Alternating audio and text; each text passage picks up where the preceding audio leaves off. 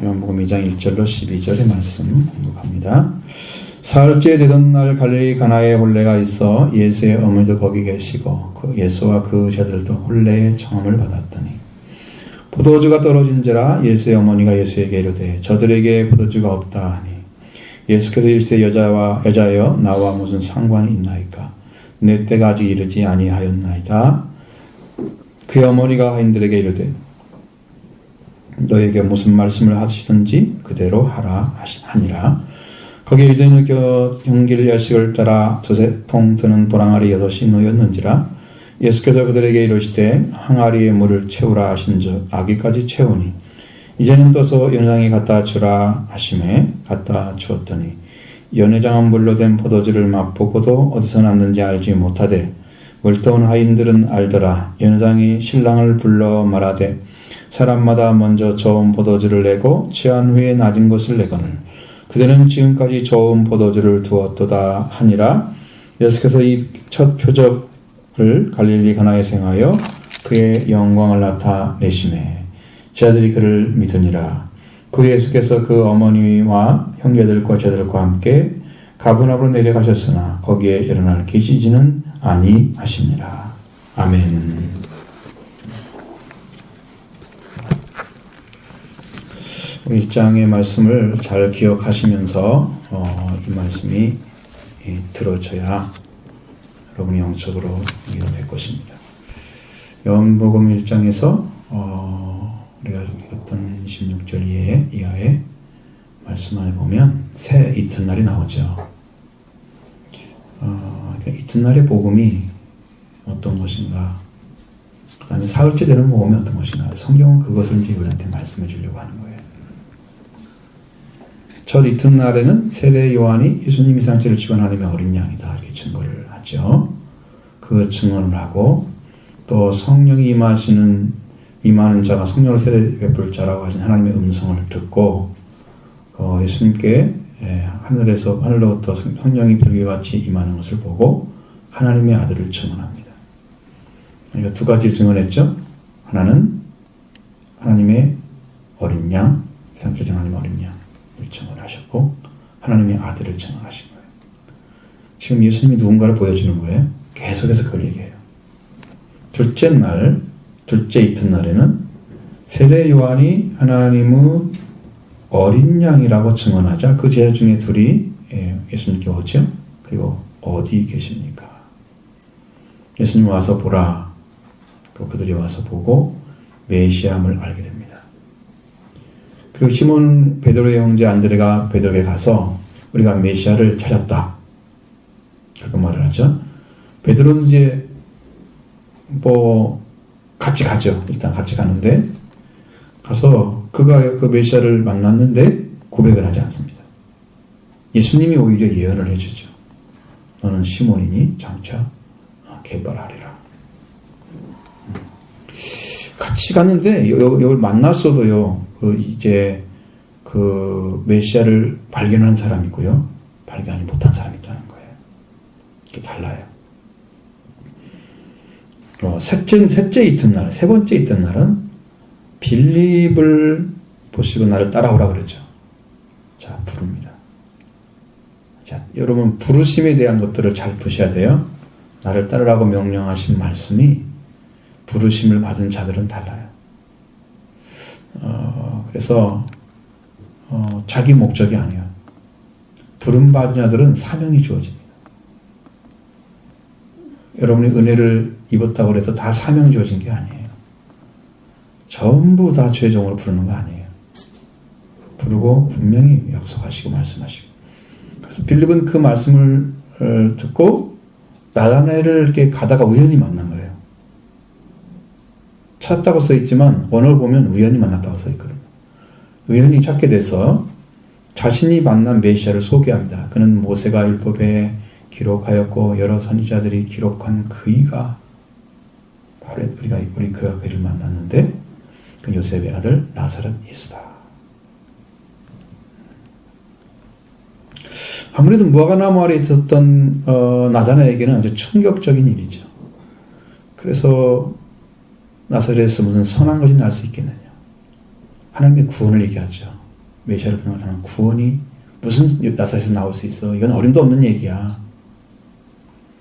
그렇게 말했는데 예수님이 오잖아요. 그럼 예수님 뭐라고 하냐면 너는 진실한 이스라엘 사람이다. 그 속에 간사한 것이 없다. 그렇게 말하고 있습니다. 속과 거기 겉이 같은 사람이다. 너는. 그래서 너희 속에는 속이는 것이 없다.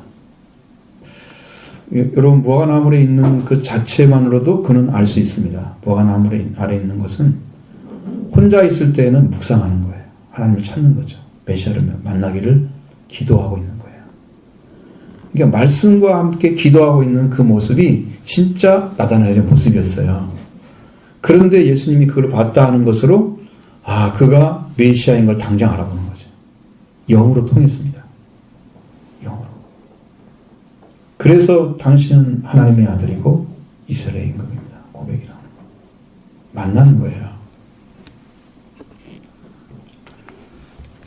그 자리에서 부르지는 않았습니다. 그래서 그는 제자 이름에 들어가지 않았습니다. 이제 제자들에 대한 이야기를 쭉 해보면 바돌로메가 나중에 나타날 것이다 라고 이야기를 합니다. 근데 왜 그렇게 사람들이 추측을 하냐면 바돌로메에 대해서 잘 모르니까 빌립 바로 옆에 바돌로메가 서 있어요. 그럼 그게 나타날 것이다. 사도행전 가보면 빌립하고 바돌로메 사이에 도마가 들어갔습니다. 그러니까 그게 아니라는 거예요. 많은 학자들이 추측에 불과하다고 얘기하고 있습니다. 그러니까 이것은 몰라요, 누군지는 잘. 바돌로메를 예수의 사랑하는 제자로라고 이야기하는 사람도 있는데 그것도 정확하지가 않고 어떤 전설에 의하면 그는 인도나 아라비아 지방에서 전도하다가 껍질을 벗겨서 순교를 당했다. 그러니까 대부분 사도로 부름받은 자들은 자기 목숨을 바쳤습니다. 그러니까 그런 사람만 불러야지 가룟자처럼 많이 불러하고 다 배신할 사람 부르면 안 되잖아요. 확실한 사람 불러야죠. 세운 거죠. 자, 이렇게 두 번째까지 보면은 예수가 누군가를 증언하는 것이 둘째 날의 복음이에요. 그 둘째 날의 복음을 알아야 셋째 날로 넘어가는 거예요. 그래서 둘째 날을 세 번이나 계속 반복해서 얘기하는 거지. 근데 그것을 이해를 못하고 의도가 있는 거예요. 요한이 날짜를 몰라 그렇게 한 게 아니고 의도가 있는 거예요. 그게 둘째 날의 복음, 셋째 날의 복음이 다르다는 것은. 그래서 이제 사흘째가 된 날이 됐다는 거죠. 사흘째. 자, 1절을 보겠습니다. 사흘째 되던 날 갈릴리 가나에 혼례가 있어 예수의 어머니도 거기 계시고 예수와 그의 제자들도 혼례의 청함을 받았더니 아멘. 자, 사흘째 되는 날이 되면 그것은 부활을 가리키는 날이다 하는 거예요. 성경의 사흘이라는 단어는 트리토스라고 합니다. 우리 영어로는 3라고 그러잖아요. 3. 여기가 트리토스라고 나와요. 거기서 나온 거의 단어가 다 연결되어 있어요. 세 번째, 서드라고 하는. 그렇죠? 제3일에는 3일이라는 말을 쓴 성경이 12개가 나옵니다. 그건 거의 대부분이 예수님의 부활에 됐어요. 그 쭉 써 있습니다. 그 다음에 완전한 날이 되는 또 구원하는 날이 되는 그 날을 가리킬 때 딱 한 번 써 있어요. 사흘째 되는 날. 내가 이틀 하루와 오늘과 내일 귀신을 전에 병을 고치다가 사흘째 되는 날은 완전해지리라. 그 말씀하시죠? 그때 사흘을 썼고 나머지는 전부 예수님의 부활에 대해서 사용하는 거예요. 이게 사도 요한은 의도를 가지고 쓴 거예요. 부활에 대해서. 근데 이 말씀을 이해하는 사람이 별로 없어요. 왜? 왜냐면 너무 깊이가 높아서 사도 요한이 쓴 성경은 대부분 이제 이게 이렇게 쭉 올라가서 여기 뒤 이상에서 보면 이틀째 복음 말고 사흘째 이상의 복음들은 전부 부활된 얘기만 해요. 그러니 이런 복음들을 누가 이해를 하고 따라가겠어요? 사실은 여러분이 성경을 너무 쉽게 받아들여서 자 소화가 안 돼도 성경은 읽을 수 있죠. 소화가 안 돼도 먹을 건 먹을 수 있잖아요. 근데 소화를 못 시키는 거야. 그러면 자기한테 영향이 없는 거지. 영적으로도 말씀이 해석이 안 되면 나한테는 바삭바삭 깨트려져 갖고 그 말씀이 단단한 식물이 영양소가 돼야 되는데 못 되는 거야. 이해를 못 하는 거야, 지금. 해석의 문제입니다. 그래서 사흘째 나는 복음을 거의 못 깨달아요. 근데 이제 이 말씀을 한 것은 제가 이 말씀을 준비하려고 한 건 아니었어요. 근데 하나님이 계속 이 마음을 주는 거예요. 계속. 그 제가 준비하려고 할 때 그냥 갈 길이 없었어요. 그냥 간 거였어요. 자, 예수님은 사흘째 되는 날, 제3일에 꼭 이렇게 합니다. 성경대로 사흘 만에 다시 살아나셨다. 예수님은 제3일에 살아나리라고 말씀하셨습니다. 예수님은 죽은 자 가운데서 3일 만에 살아날 것이다 하고 말씀하셨습니다. 계속해서 하는 거예요. 이게 성경의 기록이에요. 사흘 만에 계속해서 말씀하십니다. 누가복음 13장 32절에는 너희는 가서 저 여호에게 이르되 오늘과 내일 내가 귀신을 전해 병을 고치다가 제3일은 완전해지리라.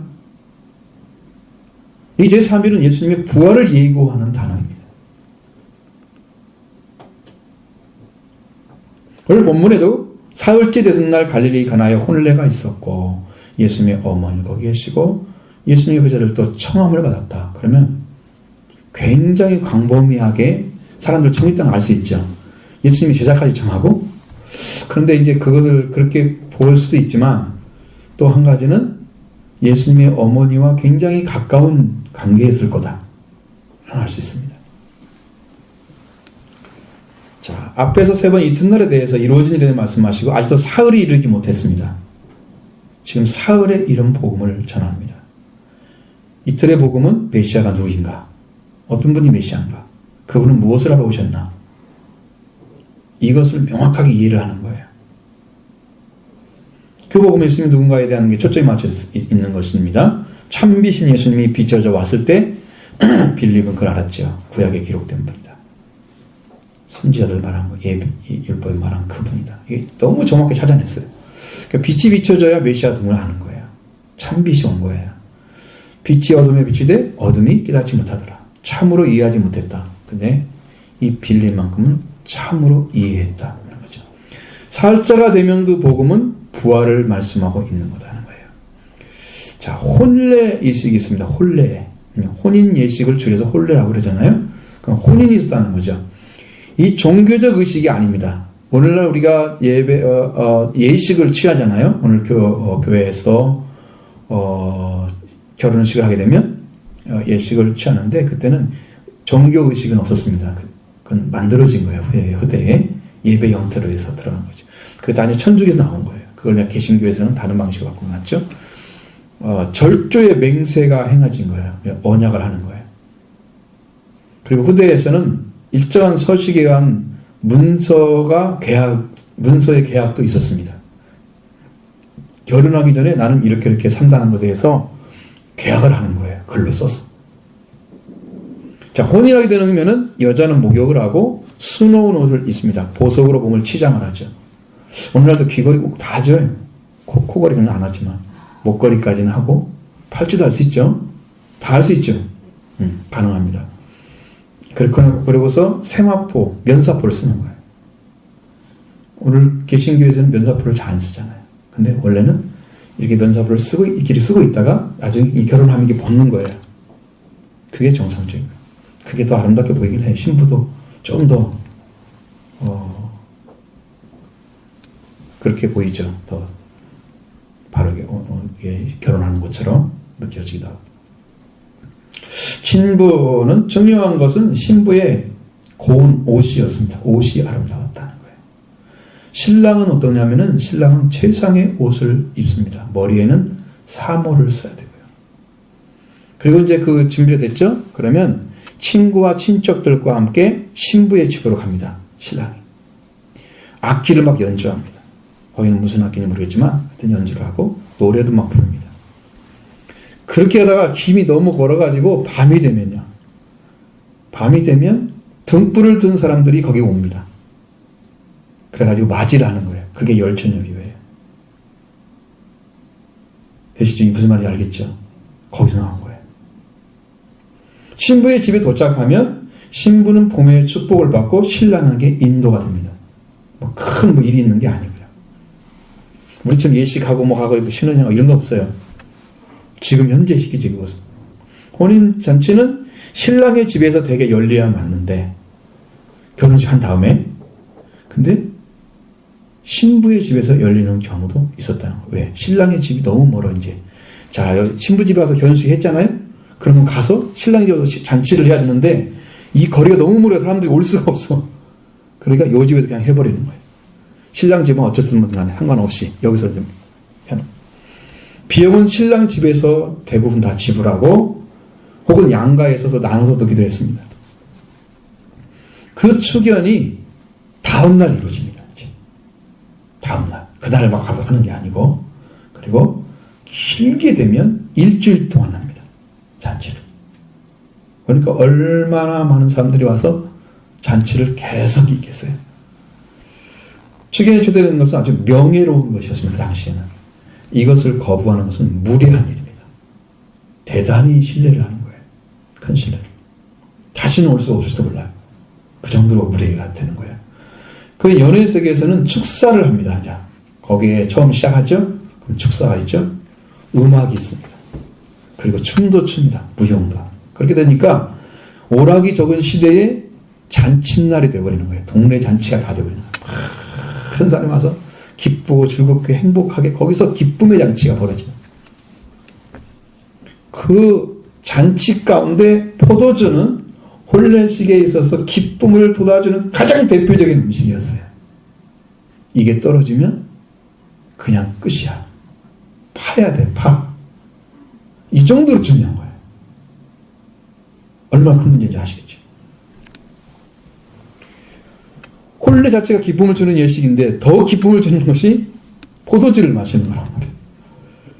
결혼한 자도 기쁘고 결혼식에 참여한 자도 큰 기쁨을 갖는 예식인데 축연에는 더 큰 기쁨을 주는 것은 포도주였다는 것이죠.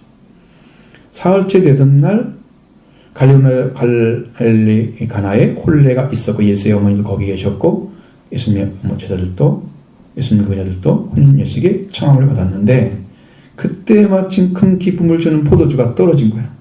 이게 심각한 문제였습니다. 3절 보시죠. 포도주가 떨어진지라 예수의 어머니가 예수에게 이르되 저들에게 포도주가 없다 하니. 아멘. 잔치를 계속하기 위해서 필수적인 요소 포도주 떨어지는 것은 절대로 있을 일이 아니죠. 최소한 그것은 준비되어 있어야 됩니다. 음식은 많이 떨어졌어도. 근데 떨어지고 포도주가 떨어진 거예요.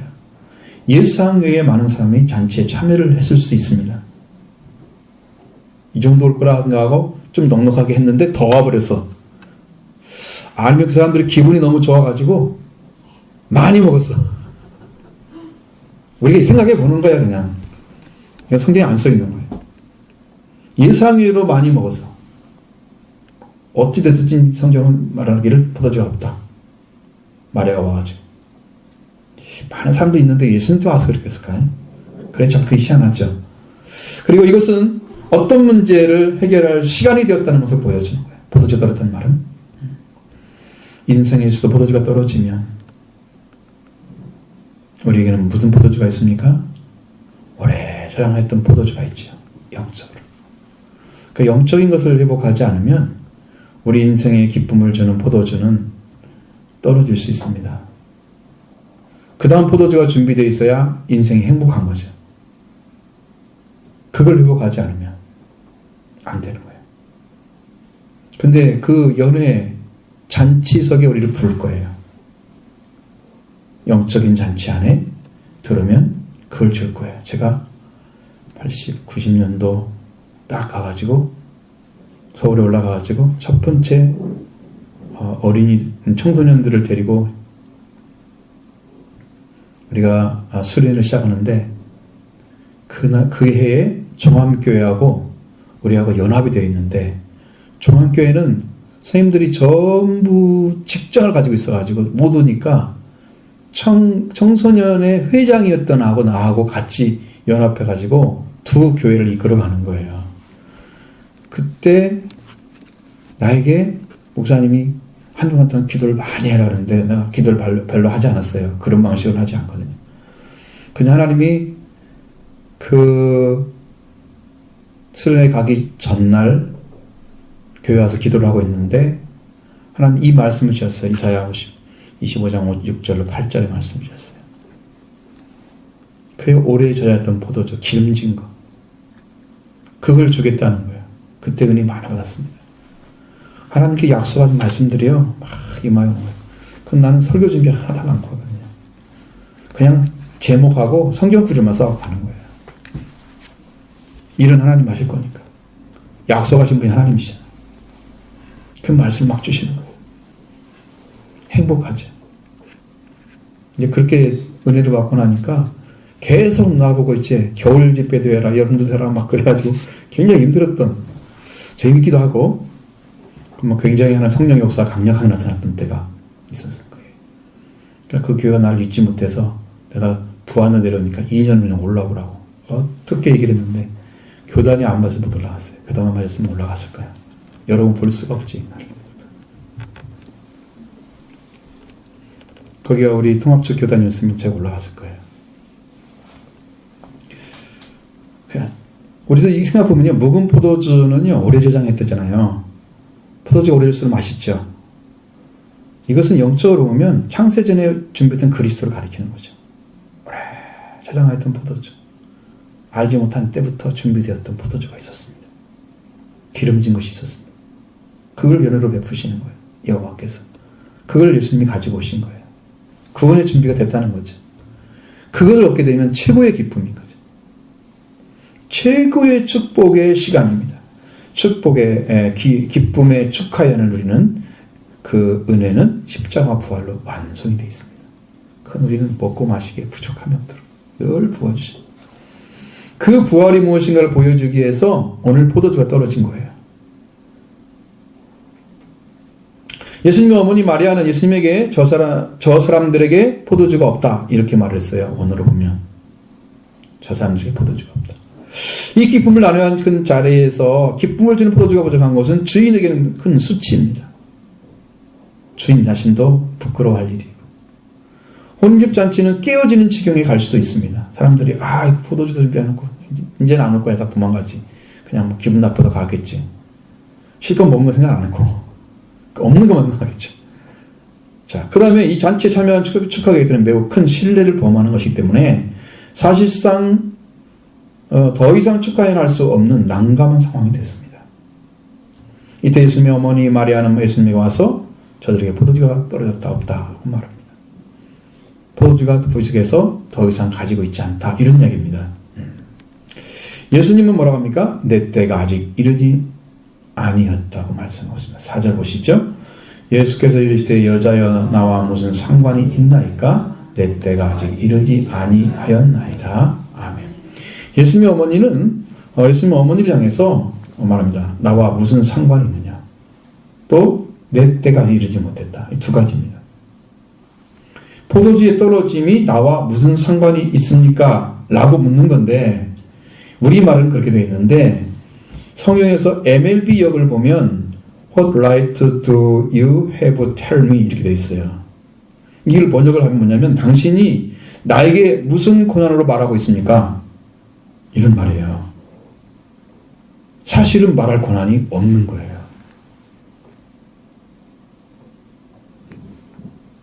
이것이 가장 정확한 번역이에요. 포도주가 떨어졌다 하는 말은 마리아에게 합당한 말이 아닙니다. 포도주를 가져오는 일은 마리아가 말을 해서 가져올 수 있는 일이 아니죠. 그건 예수님을 죽음을 통해서 가져와야 하는 보혈을 상징하는 것이기 때문에 예수님이 죽어야만 나오는 포도주를 지금 가져오라는 것은 안 되는 거죠. 그래서 없는 거예요. 지금 때가 이르지 않았다는 거죠. 예수님 내 때가 이르지 아니했다. 내 때라는 건 뭐냐면 하나님이 정하신 때를 말합니다. 아직 십자가 달릴 때가 아니잖아요. 근데 벌써 십자가에 달려서 흘린 보혈을 가지고 얘기하고 있는 거죠. 그 당신에게 무슨 그런 권한이 누가 줬느냐고. 누가 줬습니까? 하나님 정함대가 안 됐습니다. 이건 뭐를 얘기하는 거예요? 정확히 하나님 인도하시는데 왜 당신이 거기 나서서 그 말을 하냐고 말이에요. 무슨 권한으로?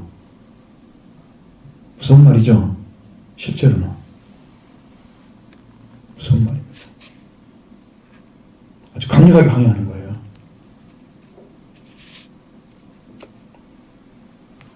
포도주는 예수 그리스도의 피를 상징하는 것입니다. 따라서 예수님에게 포도주는 죽음으로만 얻어지는 거예요. 그 후에 속죄 역사를 이루는 것입니다. 예수님의 때는 아직 오지 않았습니다. 하나님이 정한 때 하지 않았어요. 그런데 어머니 마리아는 하인들에게 명령을 내립니다. 5절에 보겠습니다. 그 어머니가 하인들에게 이르되 너에게 무슨 말씀하시는지 그대로 하라 하니라. 아멘. 마리아는 예수님으로부터 오는 말씀을 기대했습니다. 그 일을 도와야 할 자들은 하인들이었다 그랬어요. 그래서 예수님에게 포도주가 떨어졌다 하시고 그 다음에는 하인들에게 명령을 너에게 무슨 말씀하시는지 그대로 하라. 우리가 말하는 데 보면 하인들이라고 나오잖아요. 하인들은 아니고요. 일꾼들이에요. 하인들은요. 종이나 노예를 가리키는 말인데 이건 둘로스라고 써 있어야 돼요. 근데 이건 디아코노스라고 써 있습니다. 일꾼이라는 말이죠. 교회 지도자들 말하는 거예요. 틀리죠? 전혀 다르잖아요. 밑에서 막 일하고 있는 사람이 아니고 거기에 연회장을 도와서 일을 돕고 있는 그냥 일꾼들이에요. 이 사람들에게 말을 하고 있는 거예요. 마리아는 너에게 무슨 말씀하시는지 그대로 하라 그렇게 말씀하고 있지만 예수님은 그렇게 말씀하지 않았습니다. 마리아가 하는 말은 하인들에게 너희에게 누군가라 말을 하게 되면 그대로 하라 그런 뜻이에요. 그러니까 예수님이 말한다고 말하지 않았어요. 우리나라 성경은 꼭 예수님이 말씀하는 것처럼 되어 있잖아요. 그러니까 이게 어감이 너무 다른 거야. 뉘앙스 자체가.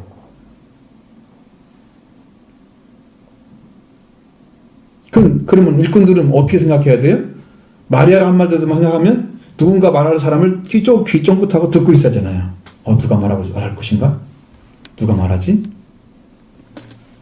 듣고 있는 거죠. 그 상황이에요. 하인들에게 너희에게 누군가 말을 하면 그대로 하라. 했습니다.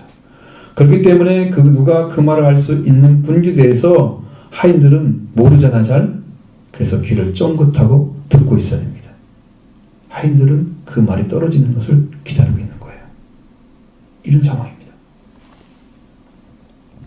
그리고 그곳에는 정결 예식을 따라서 두세 통 드는 돌 항아리 6이 놓여 있었다고 합니다.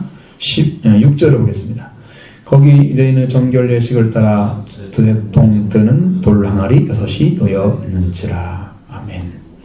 유대인들은 정결 예식을 중요시하기 때문에 집에 돌아오면 돌 항아리를 주로 출입문에도 비치해 놓고 그걸 가지고 손을 씻는 거예요. 정결 예식은 율법에서 유래된 겁니다.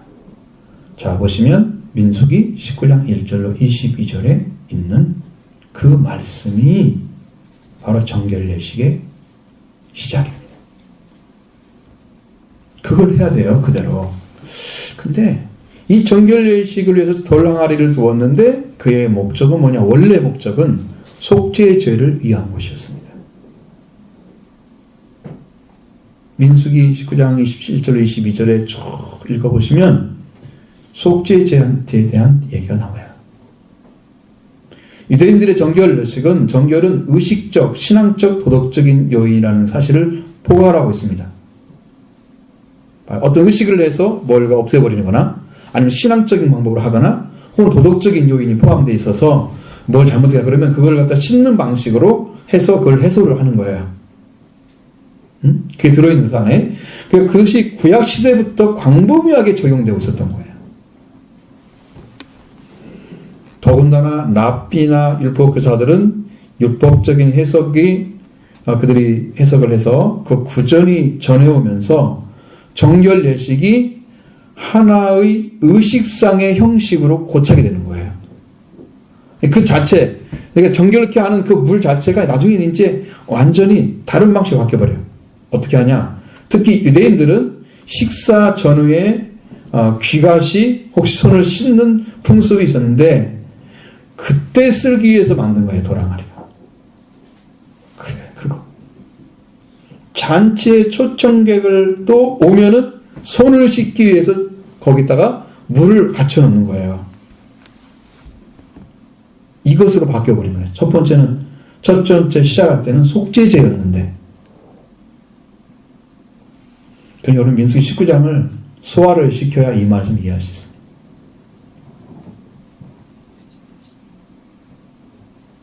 그걸 읽으라고 할 걸 잘못했어.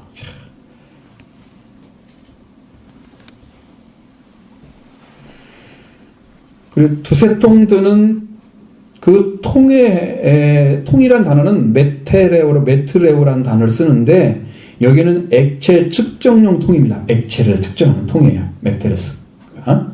그래서 레테스라고 하는 복수형 대기업을 사용합니다. 여기는 약 39리터 정도 들어가는 건데 우리가 보통 여러분이 사서 먹는 생수통이 1.8리터 정도 되죠. 38리터면 굉장히 큰 거죠. 그게. 그렇죠. 그래서 한 항아리당 용량은 약 80에서 120리터 정도 들어가는 거다. 두세 통이니까. 좀 큰 것도 있고 좀 작은 것도 있는 거예요. 그죠? 두세 통이라고 그랬으니까 둘도 되고 셋도 되는 거예요. 그걸 한 번에 썼어요. 그래서 대략적으로 잡으면 6개 항아리는 대략 480에서 720리터 정도 담겨지는 물의 양이 담겨지는 거예요.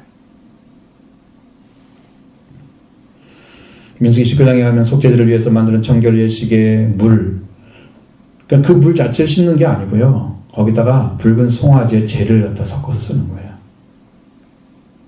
그냥 안 돼 있어요. 민수기 19장은 반드시 읽어봐야 돼요. 그러면 이해가 안 돼요.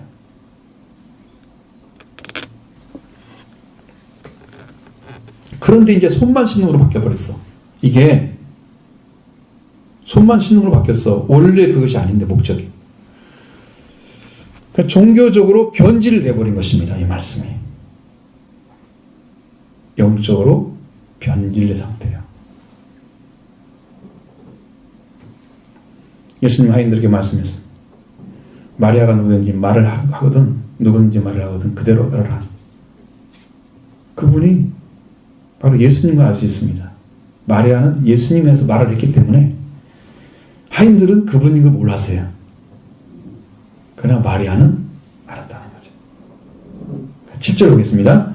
예수께서 그들에게 이르시되 항아리의 물을 채우라 하신즉 아귀까지 채우니. 아멘. 자, 예수님께서 하인들께 말씀한 돌항아리의 물을 채우라. 돌항아리 아귀까지 채웠죠? 자, 말씀, 예수님이 곧 말씀이 능력입니다. 항아리에 물이 조금 더 남아 있을 수 있겠죠. 그러니까 있는 대로 채웠겠죠. 어쨌든 남은 대로 그 가을까지 채운 것들은 다 가져다 찬 거죠. 그러면 480에서 대략 720리터 정도 물이 차 있을 거라. 거기에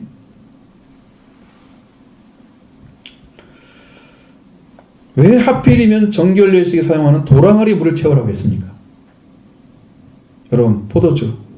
당시 손을 씻기 위해서 갖추던 도랑아리입니다. 손을 씻어야 되지 왜 물을 거기다 채워가지고 포도주를 만들어요? 그게 이상하잖아요. 여러분 같으면 어디다 채우면 좋겠어요? 물로 포도주를 만들려면. 처음에 포도주를 담았던 그릇에 채워야 맞죠. 그 상식이잖아요. 그게 어떤 그릇인지 모르는데 도랑아리 그릇에 세우라고. 상식이죠, 상식.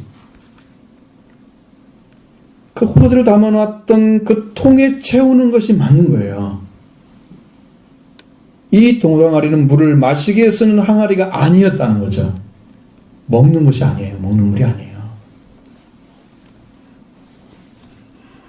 근데 원래 시작할 때는 속죄제를 하기 위해서 갖춰놓은 물이었죠.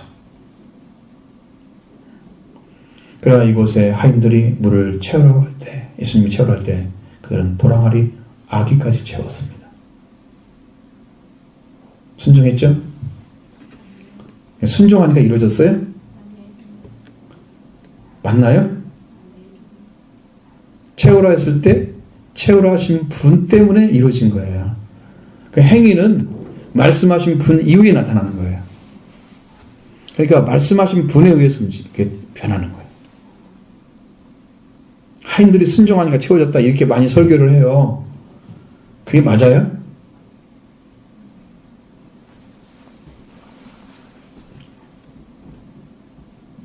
이제는 연회장에 갖다 주라고 합니다. 8절을 보십니다. 이제는 떠서 연회장에 갖다 주라 하심에 갖다 주었더니 아멘. 속죄를 위해서 시작되었던 그 도랑아리가 정결 예식을 위해서 쓰이는 도랑아리로 바뀌어졌습니다. 응? 근데 거기다가 예수님께 두부를 채우라 하시고 예수님 말씀을 다 채웠더니 예수님은 이제 떠서 연회장에 갖다 주라 그래요. 하인들은 뭐예요? 그가 누구든지 말씀하신 대로 말씀 들으라고 말해야 명령 들었잖아요. 그냥 그대로 하는 거잖아요. 갖다 주라니까 예수님 말씀도 갖다 주는 거죠. 자, 정결 예식에 물을 담아서 통에 임결식 위한 그 도랑아리 물을 담아서 사용하는 도랑아리 물을 채우고 그 다음에 물을 갖다 떠다 주니까 갖다 주고 그럼 누가 갖다 주라고 그래요? 연회장에 갖다 주는 거예요. 다른 사람이 그냥 나눠줄 수도 있잖아요. 당시 그냥 다른 분들에게 그냥 소득을 갖다 주면 되잖아요. 근데 갖다 주라고 하지 않습니다. 꼭 연회장에 갖다 주래요. 근데 예수님은 정결례식 도랑아리에 물을 부으라고 하시고 그 물을 떠서 연회장에 갖다 주라고 하셨습니다. 그래서 갖다 주었습니다. 연회장은 그 연회의 감독자를 가리킵니다. 그러면 식탁을 이렇게 배치를 하거나 아니면 식사 준비를 하는 일 있잖아요. 이것을 통째 맞춰서 행하는 사람이에요. 그 지금으로 말하면 매니저 같은 사람 있죠. 그 통째 관할하고 이렇게 다 준비 주장하고 그러잖아요. 그 사람이 그 밑에서 일하는 사람들이 하인들이라고 일컬어지는 일꾼들이에요. 그래서 그 일꾼한테 너는 연회장에 갖다 줘라. 이런 식으로. 왜? 연회장이 맛을 보고 음식을 내놓을 거 아니에요. 식탁을 준비하는 사람이니까 그 사람이 허락하지 않는데 내놓을 수는 없잖아요. 그래서 순서상 연회장에 갖다 줘야만 되는 거예요. 그리고 연회장은 물로 된 포도주를 맛을 봅니다. 자, 9절 중반절까지 보겠습니다. 연회장은 물로 된 포도주를 맛보고도 어디서 났는지 알지 못하되 물떠온 하인들은 알더라. 아멘. 연회장은 물로 된 포도주를 맛보았죠? 어디서 났는지를 몰랐습니다. 물떠온 하인들을 압니다.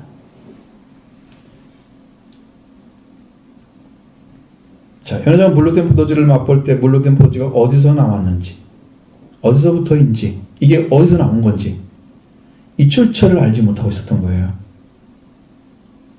그러나 물떠온 하인들은 알았습니다. 물로 된 포도주입니다. 물이 포도주가 된 거예요. 그냥 채우라니까 채우고 떠다주니까 그냥 바꿔진 거예요. 근데 물이었는데 포도주입니다. 여러분들도 은혜를 받게 되면 그냥 물 같은데 이 부활의 역사가 오면 포도주가 되는 거예요. 바뀌어지는 거예요. 보기에는 속죄만 받은 것인데 그 안에 씨가 떨어집니다. 생명의 역사가 시작되는 거예요. 물로 된 포도주의 성분은 물이 포도주로 성분이 바뀌어진 거예요. 물이 된 포도주는 그 성분이 물에서 포도주로 바뀌었는데 이것은 물로 된 포도주 같이 물이 포도주로 변했다는 걸 말하고 이것은 이런 변화는 질적인 변화를 가리키는 거예요. 본질적인 변화. 물의 원소가 포도주의 원소로 바뀔 것입니다. 이런 변화는 화학적인 변화입니다. 물리적인 변화가 아니고 화학적인 변화예요.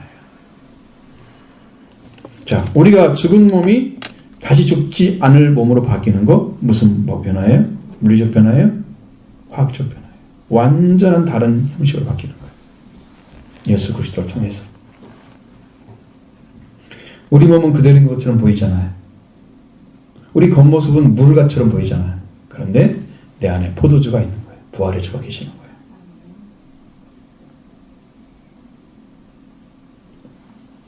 보이는 건 그렇게 보입니다. 똑같이 밥 먹고 똑같이 같이 사니까 똑같은 사람처럼 보이죠. 그 안에 부활이 있는지는 모르죠, 본인들은. 다른 사람들은. 받은 사람 알죠. 하인들은 이게 어디서 나온지 아는데 왜냐면 모르잖아요. 받은 사람만 아는 거예요. 본 사람만 증언할 수 있는 거예요. 이걸 얘기하라고 하면 누가 얘기하겠어요? 증언자는 하인들입니다. 하인들만 얘기할 수 있습니다. 연회장은 말을 못합니다. 보질 않기 때문에. 포도주는 그 속성의 변화입니다. 우리의 죽을 몸이 그리스도의 몸으로 바뀌게 한 거예요. 이미 주님의 몸이 와 있지요. 우리 영 속에. 주님과 연합되어 있으면요, 이미 죽은 몸도 살릴 죄로 다 이미 준비가 되어 있는 거예요. 그래서 내가 죽어도 나는 죽지 않습니다. 나는 살아있기 때문에 예수를 믿습니다. 그래서 영원히 죽지 않습니다. 예수님의 부활이요 생명의 말씀이 이루어지는 거예요. 그대로 이루어졌어요. 이 부활을 나타내기 위해서 사흘째 되던 날에 이 일을 행했다는 것은 요한이 의도적으로 날짜를 짜맞추고 있는 거예요. 이튿날을 왜 3번이나 쓰냐고. 그러니까 이튿날, 사흘째, 나흘째 다 센 날 돼요. 여기서는 그러면. 그렇죠? 날짜로 따지면. 그래 맞죠? 이튿날 하더니 사흘째 되는 날. 이 부활을 나타내는 복음이 뭔가를 알려주는 거예요. 그래서 여러분의 부활이 무엇이냐. 요한일장 이튿날 세 번 반복하고 마침내 사흘째 되는 날에 이 일이 벌어졌다. 물로 된 포도주가 이루어졌다.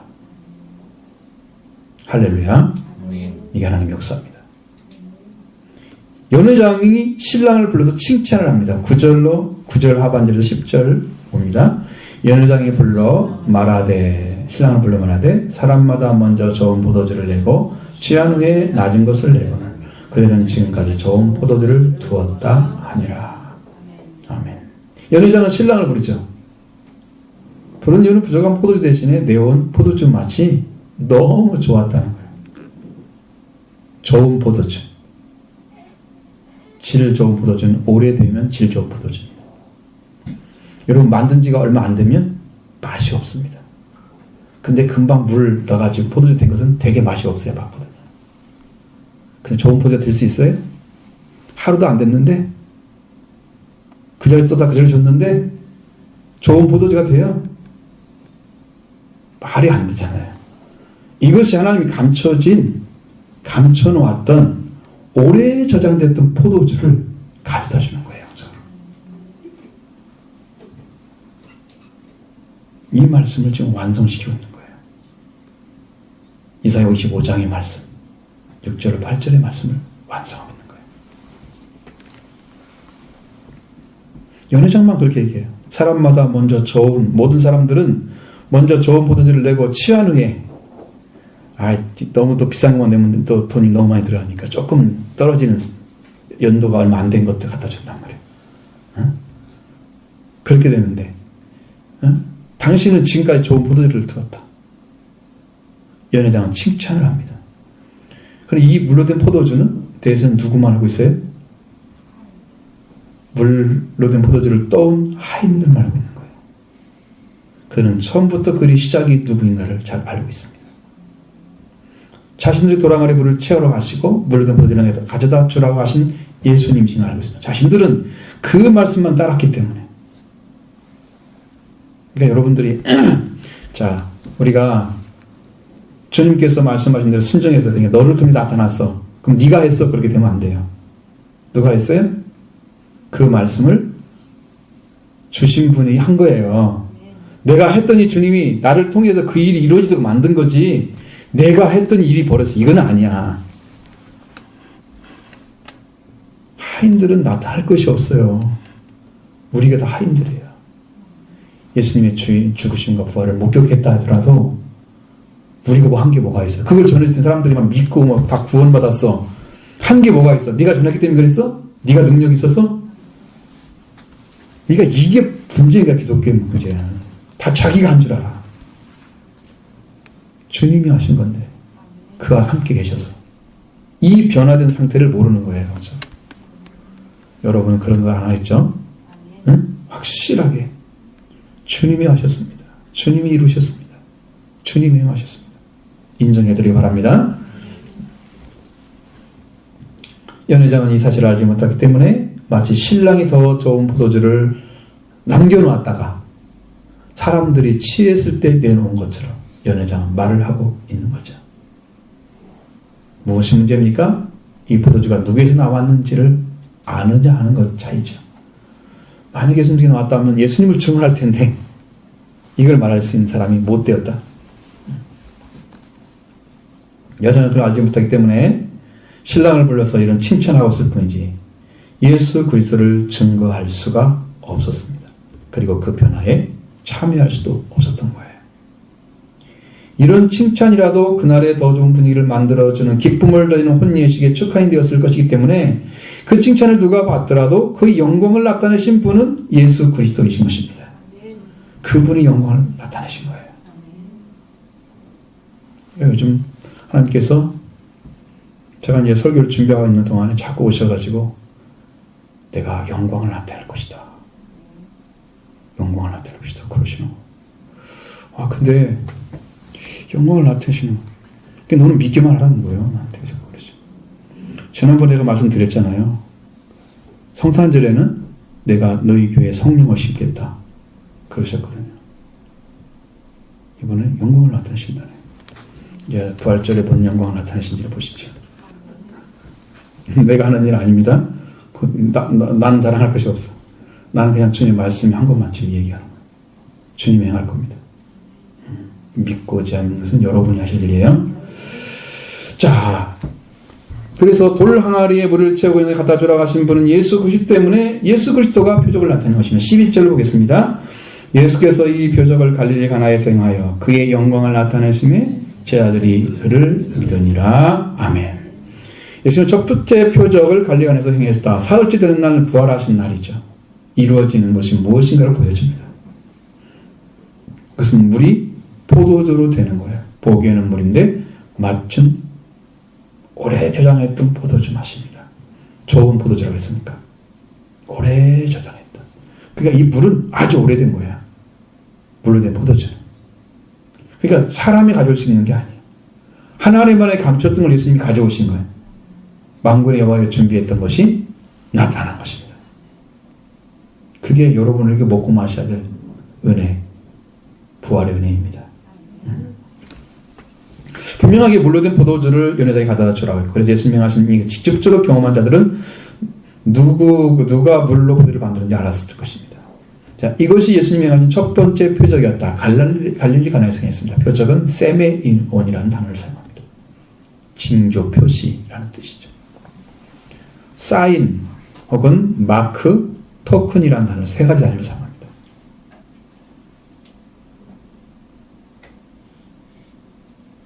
어떤 표를 주거나 어떤 징조를 주거나 아니면 토큰은 증거예요. 증거. 어떤 증거를 주는 거예요. 확실하게 나타나는 것이죠. 이것이 예수 그리스도가 사흘째 되는 날 이룰 증거예요. 토큰. 이거 예수님의 부활을 밝히는 겁니다. 그러니까 예수 그리스도가 도랑아리에다 물을 넣으라고 하는데 정결례식인 거잖아. 손 씻는 건데 원래는 속죄제죠. 자, 속죄제로 끝나면 안 되는 거야. 영적으로. 그것이 부활까지 가야 되는 거예요.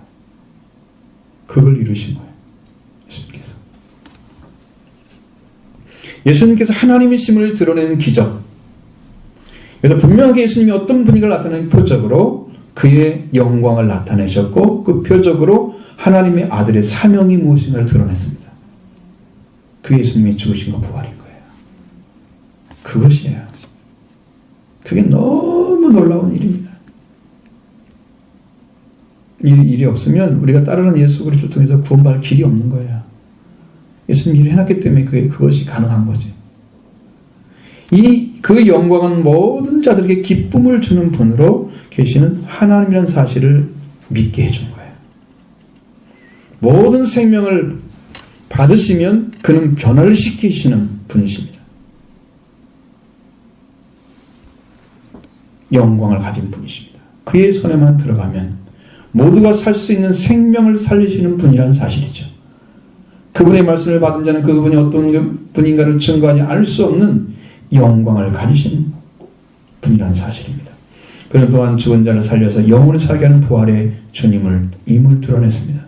물은 물일 뿐이에요. 물로 끝나면 끝나죠. 아무것도 아니에요. 그냥 손 씻고 버릴 거예요.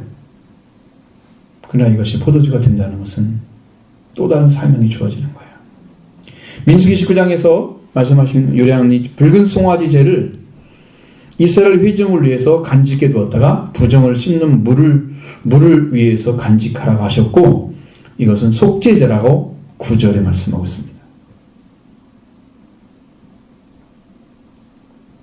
만약에 시체를 만진 자가 있어요? 부정이 됐죠. 성경에 시체를 만지면 부정하다고 그랬어요.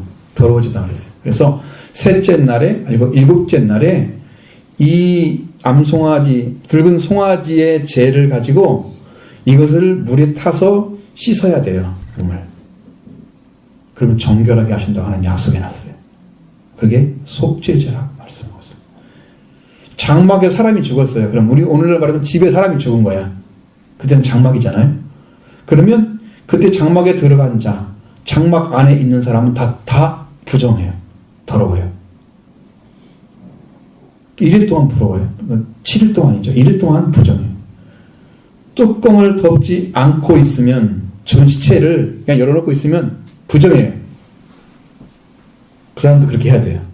자, 들에서 칼에 죽은 자나 시체 만지거나 사람의 뼈나 그런 무덤을 만졌으면 또 1일 동안 부정해요. 그 부정한 죄를 깨끗하게 하려고 붉은 암송아지를 불사른 재를 가지고 흐르는 물과 함께 그걸 그릇에 담아갖고 와요. 흐르는 물을 퍼갖고 온다는 뜻이죠. 그래가지고 그 물로 거기다가 재를 넣는 거예요. 그리고 이제 그걸 가지고 정결한 자가, 그러니까 아까 부정되지 않은 사람, 거기 참여하지 않은 사람들이 가가지고 우슬초를 가져와요. 그걸 가져다가 물로 찍어서 모든 장막을 깨끗하게 해야 돼, 이제. 막 뿌리는 것처럼. 그러니까 여러분, 천주교는 지금도 성수를 쓰잖아요. 나는 여기서 나온 것 같아요, 성수가. 이렇게 막 뿌리고. 장례식 가면 성수 막 뿌리잖아요. 근데 성경에 말씀하신 것처럼 같진 않아요. 왜? 예수님 안에 들어가면 그게 필요가 없거든요. 다르죠. 모든 기구에다 다, 기구, 그리고 거기에 있는 사람들에게 뿌리고, 뼈나 죽임을 당한 자나 시체나 무덤을 만진 자에게 뿌립니다. 정결한 자가 셋째 날과 일곱째 날에 그 부정한 자에게 뿌려서 그를 정결하게 하라.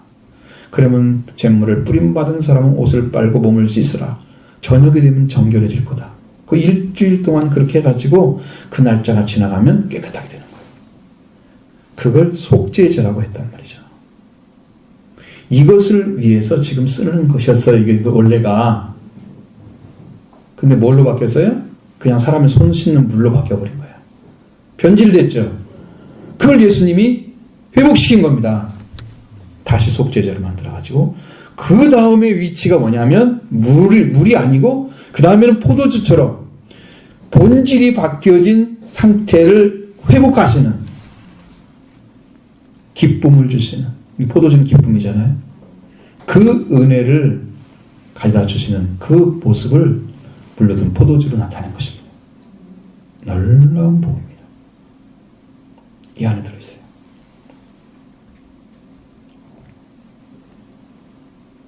이 속죄제를 위해서 도랑아리에 물을 씻는 물을 사용하게 되는, 이 원래의 용도로 예수님이 그 물을 채우고 떠다주라. 자, 이것은 그 사람들은 그렇게 사용하고 있으니까 그렇지만 이제는 그 씻는 물이 이제는 먹는 물이 됐어요. 근데 물로 된 포도주예요. 성분이 완전히 바뀌어버려요. 이런 예수 그리스도를 먹고 마셔야 된다는 걸 가르쳐줍니다. 예수님이 보혈을 상징해서 포도주를 줬잖아요. 이건 내가 너희를 위해서 흘리는 바 언약의 피다. 이제 먹고 마시는 피가 된 거예요. 이 속죄제를 이룰 뿐 아니라 부활을 이루시는 본질적 변화로서 물로 된 포도주가 되었습니다. 물로 된 포도주를 주시는 예수 그리스도도 오늘 우리가 믿어야 할 분인 것을 가르쳐 줍니다. 또한 물과 같은 같은 우리를 포도주로 변화시키는 그 부활의 주님을 여러분 믿으시기를 바랍니다. 이 두 가지예요. 그것을 믿는 거, 그걸 마시는 거. 다 있어요. 이 본질적인 변화는 죽은 자가 살아나는 것입니다. 그 살아난 자가 영원히 죽지 않는 것. 예수님은 부활이요 생명이기 때문에 그렇게 이루어질 줄로 믿습니다. 우리 안에서 예수님이 오셔서 내가 죽어야 할 물, 사용하면 버려야 될 물처럼 된 것들을 영원히 죽지 않는 생명으로 변화시키는 포도주로 먹고 마셔서 내 속에 생명이 되게 하고 기쁨이 되게 하는 변화시키는 그분은 우리가 먹고 마시는 거죠. 예수님의 부활의 생명이기 때문에. 그러므로 사랑하는 성도 여러분, 사흘째 된 날의 표적은 곧 부활의 표적입니다. 우리에게 이것을 이루시기 위해서 예수님께서 오신 거예요. 속죄제 정결하면서 이제는 부활로 이루어지는 놀랍고 완전한 복음을 주시기 위해서 오신 거예요. 이런 표적으로 영광을 나타냈을 때 제자들은 믿었다. 다른 사람들은 안 믿었을지 모르지만 제자들은 그거를 그대로 보고 있었던 거예요. 예수님 옆에서.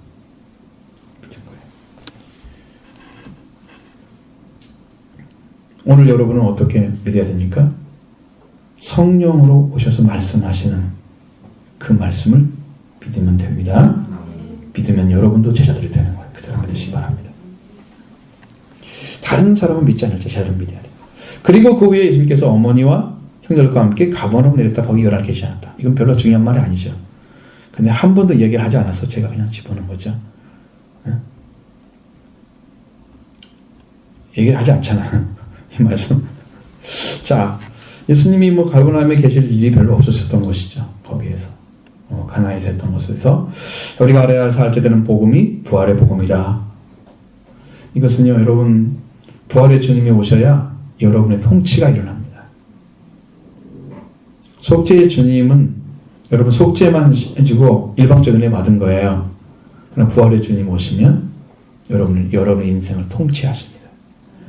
부활의 주님이 오셔야 여러분의 인생에 여기 심령 안에 있는 더러운 죄악들을 다 제거하고 요 안에 생명만 살도록 하십니다. 그래서 여러분의 인생이 더러운 영에 침범받지 않고 성령의 지도를 받는 거예요. 그 부활의 주님이 그 일을 하시는 거예요. 이것이 부활의 주님이 나를 완전하게 지배해서 부활의 권능이 임하는 그 날이 다가오는 것이 오순절이에요. 주님이 가만히 그걸 가르쳐주는 거예요. 보셔가지고 그게 오순절이다. 그게 부활의 권능이다. 그러시는 거죠. 목사님 저 대화하는 중에 이야기했습니다. 너무너무 좋아하시는 거예요. 그냥 은혜가 막 쏟아지는 거야, 소리. 그건 진짜 누구라도 다 할 수 있는 얘기가 아니에요. 그래서 보이는 변화가 아니고요. 본질적 변화입니다. 보이지 않는데 질적으로 변화가 된 거예요. 똑같이 믿는 것 같처럼 보이지만 그 안에 하나님과 우리의 관계가 어떻게 달려있는 따라서 그 사람은 달라요. 영적인 위치는. 그런 것을 자기 일반화시켜가지고 너나 나는 똑같다고 생각하면 그 사람은 대화가 더 이상 단절히 말씀이 안 나오죠. 네, 주님은 일을 해야 되는데 이 위치에서 이걸 무시를 해버리니까 말씀할 수가 없죠. 그래서 단절되는 거예요. 주님은. 여러분의 영적 위치를 여러분도 보시고 여러분들 그걸 찾으셔서 그 안에 들어간 복음 여러분도 가지시기 바랍니다.